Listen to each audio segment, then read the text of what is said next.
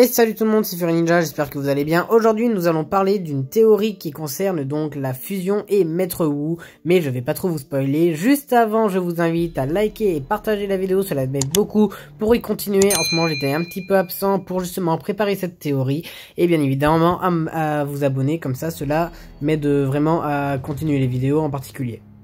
Donc sans plus tarder, nous lançons la vidéo qui concerne la théorie, donc Maître Wu a créé la fusion.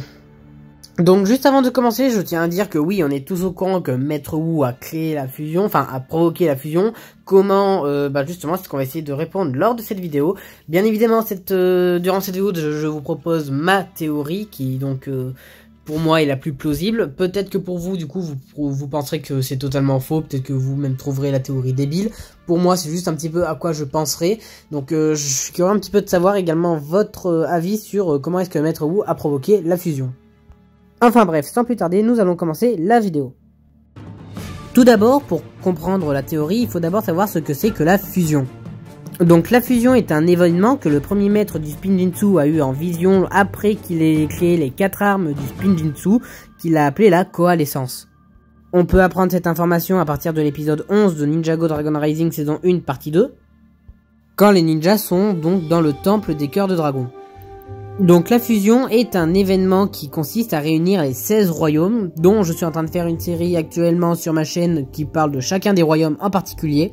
Et ne vous inquiétez pas, une vidéo longue sortira à la fin de la série.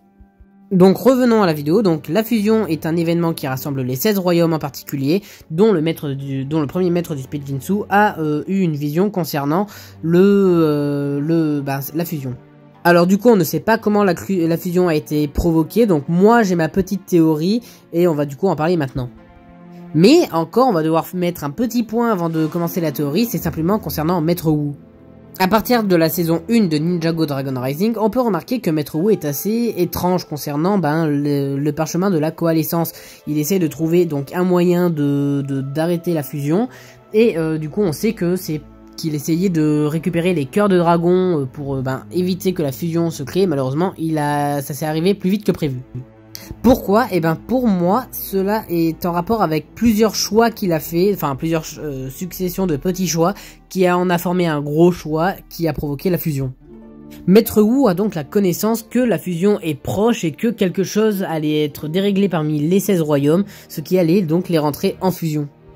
Enfin bref, je vais pas continuer à laisser planer le mystère autour de la théorie, je vais vous en parler maintenant. Selon moi, Maître Wu aurait donc créé la fusion en détruisant les armes du Spinjitzu lors de la saison 16 et par la même occasion détruire Overlord. Donc je vois les petits malins venir me dire que Overlord n'est pas mort, mais je n'ai pas précisé quoi exactement. Son esprit est encore en vie, sûr et certain, mais son corps et ses pouvoirs sont détruits. Enfin peut-être pas ses pouvoirs, mais la plus grande partie de ses pouvoirs sont détruits, donc ce qui le ramène au stade de avant la saison 16 et même avant la saison 3. Donc là, il y en a qui vont me demander quel est le rapport entre la saison 16 et la fusion. Et tout simplement, il faut également revenir dans une autre saison de Ninjago pour avoir la réponse, dans la saison 10. Alors je me souviens pas très exactement de la saison où est parlé ce passage, mais c'est soit dans la 8, la 9 ou la 10 où justement donc on a les réponses.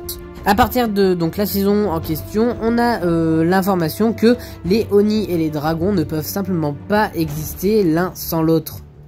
Comme le pouvoir de la création et le pouvoir de la destruction, ou comme l'obscurité et la lumière. Dans Ninjago, on l'a toujours eu cette remarque que dans l'obscurité, il y a toujours une part de lumière et l'un et vice versa. Donc l'histoire de Ninjago règne sur l'équilibre, exactement comme Maître Wu nous le dit tout le temps et il a l'air de s'y connaître. Et si justement, quand il a décidé donc de détruire les armes d'or lors du combat final entre Overlord, Garmadon et Lloyd pendant la saison 16, cela a donc tout déréglé. Donc les armes sont assemblées comme Maître Wu le dit lors de la fin de la saison 16 et justement les pouvoirs élémentaires se trouvant à l'intérieur reprennent leur forme qu'elles avaient au début. Donc la forme de l'Ultra Dragon d'Or. À partir de ce moment, on est au courant donc que les ninjas n'ont plus leur pouvoir élémentaire pendant un certain moment jusqu'au début de la saison 1 de Ninjago Dragon Rising. On ne sait également pas quand est-ce que a eu lieu la fusion, donc on est au courant que ça doit être au moins minimum 1 an après la défaite de l'Overlord, mais également 1 an avant les événements de la saison 1 de Ninjago Dragon Rising. Et si justement, la fusion en fait était le moyen naturel donc des 16 royaumes pour éviter que l'équilibre ne soit détruit. Parce que comme les armes du Spijinzu, donc également les pouvoirs ont disparu un moment, il n'y a plus de pouvoir de la création, mais Overlord étant le méchant principal du royaume de Ninjago a été détruit, donc le pouvoir en particulier de la destruction a été détruit. Garmadon n'étant plus méchant, n'a plus trop envie d'utiliser son pouvoir de destruction, voire même l'aurait quasiment oublié, et donc ne peut plus également être un méchant principal pour que l'équilibre soit gardé, et pareil pour tous les autres méchants qui sont juste des petites frappes. Donc en fait, Maître Wu, quand il a divisé les armes d'or, a fait disparaître à la fois le pouvoir de la création et à la fois le pouvoir de la destruction dans le royaume de Ninjago, ce qui aurait donc provoqué un effet, l'équilibre se serait donc brisé au sein du royaume de Ninjago. Donc le royaume de Ninjago se serait donc détruit petit à petit, et justement on est au courant que un royaume frère de Ninjago pourrait se détruire, ainsi de suite, comme cela s'est déroulé pour le royaume maudit ainsi que le royaume de Jinjago. Donc le but de la fusion aurait été de fusionner tous les royaumes pour que justement des méchants similaires à Overlord ou Garmadon viennent justement garder l'équilibre entre les royaumes.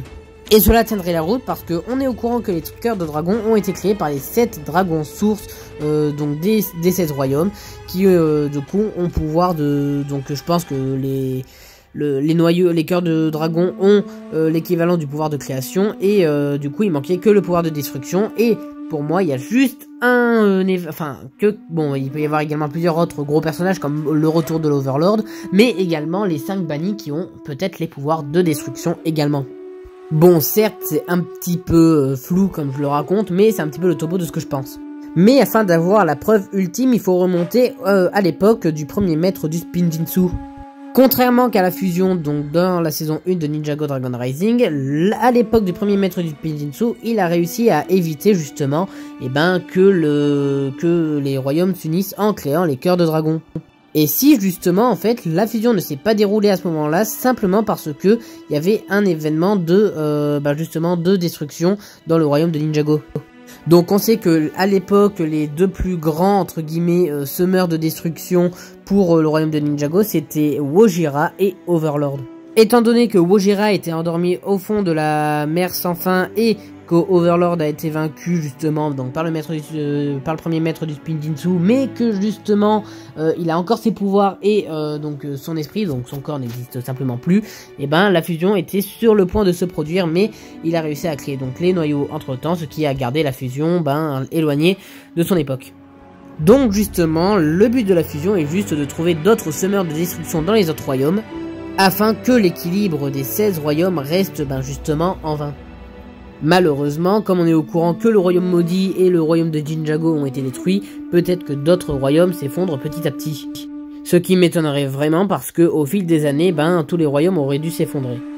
Donc en semeur de destruction qui pourrait y avoir pour cette arche de Ninjago, donc les 5 bannis, Overlord, j'aurais bien parié Jay, mais je pense plutôt à un ennemi style Asphira, Vangelis, à la limite l'empereur de glace. Enfin bref, c'est à voir ce que nous réserve l'avenir de Ninjago. Donc si je dois mettre une conclusion pour cette théorie, Maître Wu a créé la fusion en ayant détruit donc l'équilibre de Ninjago par lui-même. Du coup, dites-moi ce que vous en pensez de cette théorie, dites-moi les vôtres en commentaire. Je vous invite à liker, partager, commenter la vidéo, cela me fera très plaisir. Et on se retrouve bel et bien évidemment une prochaine fois pour une nouvelle vidéo Lego. C'était Fury Ninja, bye.